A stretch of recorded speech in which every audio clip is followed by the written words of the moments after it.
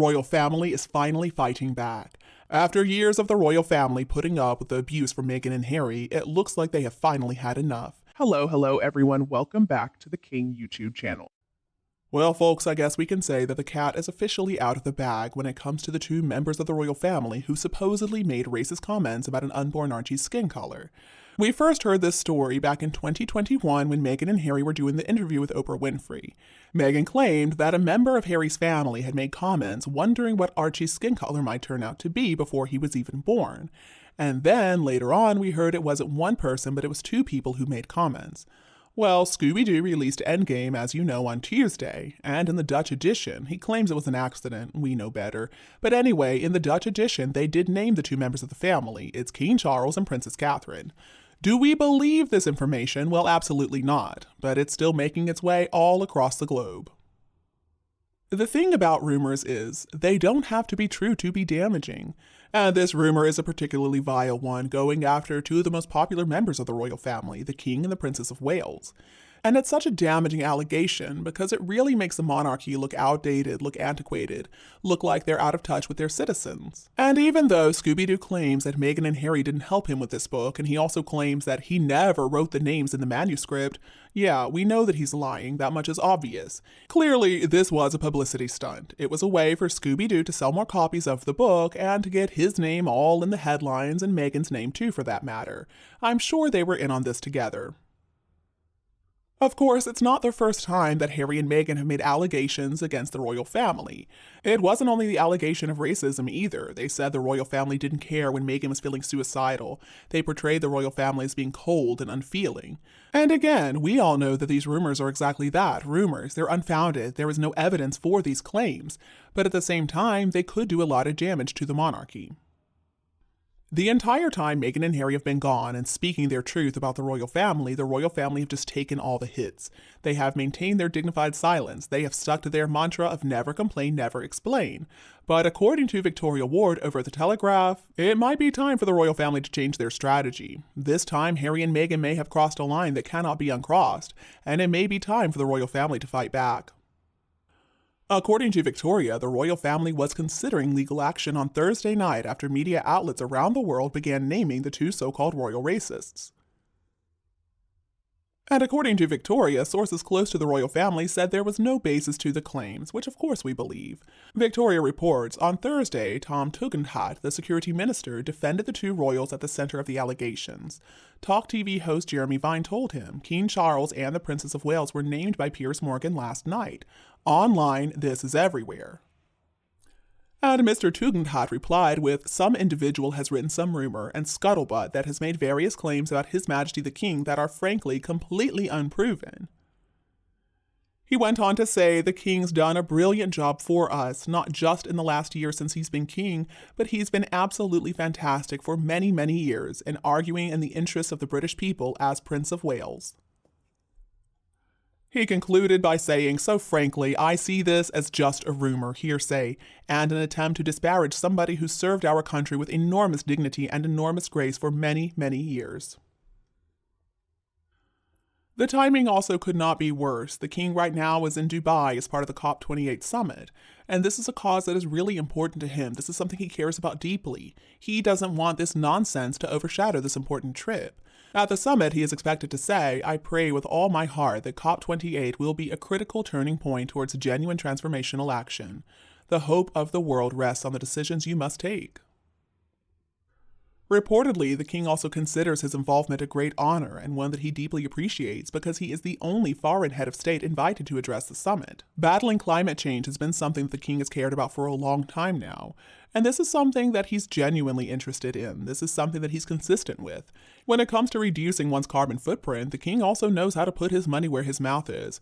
He does his best to cut down on his energy usage. His private jet apparently uses a type of fuel that's also a lot less harmful to the environment than normal fuel. So it is obvious that this issue of climate change is not something the king talks about just because it's going to make him popular. It really is a cause that is close to his heart. The king is 100% correct that people should be focused on the good work that he is doing. They shouldn't be focused on these family problems that he's having with Harry and Meghan. I understand it's incredibly frustrating for him. But so far, the king is showing no signs of distress after the attacks in Scooby-Doo's book, and we can say the same for William and Catherine, the Prince and Princess of Wales. As Victoria Ward writes, the Prince and Princess of Wales showed no hint of the strain as they attended the Royal Variety performance at the Royal Albert Hall. They were joined by Crown Princess Victoria and Prince Daniel, visiting royals from Sweden. She goes on to report the Prince and Princess ignored questions about the scandal as they stepped out of their vehicle, walking towards each other and briefly holding hands before they walked down the red carpet. And boy, did they look gorgeous. And see, honestly, looking at Catherine, I can see why Meghan hates her so much. At the root of this feud is the jealousy that Meghan and Harry have towards William and Catherine. I mean, looking at Catherine, I can see why. She looks absolutely stunning in this blue dress. I mean, gorgeous, just perfect head to toe. Meghan, on the other hand, no, she can never come close to that, and she cannot stand it. And Prince William in that tux, oh my goodness. Look, I'm not going to say much more because I have too much respect for Catherine to share my true feelings about him, but suffice to say, he is incredibly handsome. He also carries himself with such confidence. I mean, that is a real man. Harry, on the other hand, no, he's never been as good looking as his brother, but he's also never had the confidence, he's never had the intelligence, he has never had the personality that his brother has. But reportedly, behind the scenes, courtiers were locked in meetings with lawyers over how to respond to the furor. A royal source said, "We are considering all options." According to Victoria Ward, any potential legal action could lead to a high-profile international court battle pitting media giants against the monarchy and the royal institution against the Sussexes. She goes on to write, legal experts said the royals could sue Scobie for breach of privacy or the media outlets for defamation. They could also seek an injunction to prevent the names being circulated any more widely. Usually, the royal family does everything they can to avoid taking legal action, because they don't want to deal with the Pandora's box that could be opened if they filed suit. But still, it is not unprecedented. Back in 2012, the then Duke and Duchess of Cambridge successfully sued Closer, a French magazine, after it published some topless photos of Catherine on holiday. Now, as far as Piers Morgan sharing the names that were contained in the book, I support him in that.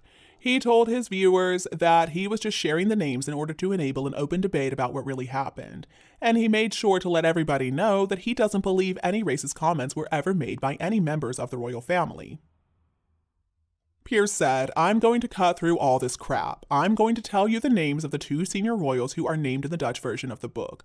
Because frankly, if Dutch people wandering into a bookshop can pick it up and see these names, then you British people here who actually pay for the British royal family, you're entitled to know too. And then we can have an open debate about this whole farrago, because I don't believe any racist comments were ever made by any members of the royal family, and until there is actual evidence of those comments being made, I will never believe it." But now we can start the process of finding out if they ever got uttered, what the context was, and whether there was any racial intent at all. Like I say, I don't believe there was. And of course, now people are calling out Scooby-Doo for putting those names in intentionally. He's claiming he's the innocent one, it's somebody else's fault. Does it remind you of anybody, maybe? Perhaps a certain Duke and Duchess of hypocrisy, always blaming somebody else for their mistakes? In response to a question about whether or not this was just a stunt to sell books, Scobie said, "I wish that was the case. It's still being investigated. I wrote and edited the English version of the book with one publisher, and that was then licensed to other publishers." He went on to say, "I'm as frustrated as everyone else. I make it very clear in this book that I, in every way possible, want to adhere to the laws on this subject. It's why I've been very careful in how it's described in the book and what I've said in the public domain before." Well, I guess we'll just have to wait until these investigations are concluded to know exactly how the royal family is going to proceed.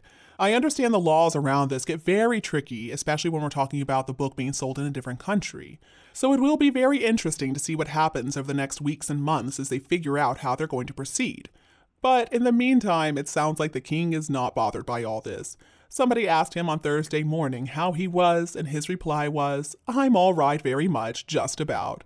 So I think the king is going to weather this storm just like every other storm that Meghan and Harry have caused. And you, what do you think about this information? Please let me know your opinion below in the comments section. Don't forget to like and share this video with anybody else who would enjoy it anytime you want. And don't be afraid to click the subscribe button to get more updates in the future. Thank you so much for tuning in, have a lovely weekend, and we'll be back to see you all tomorrow.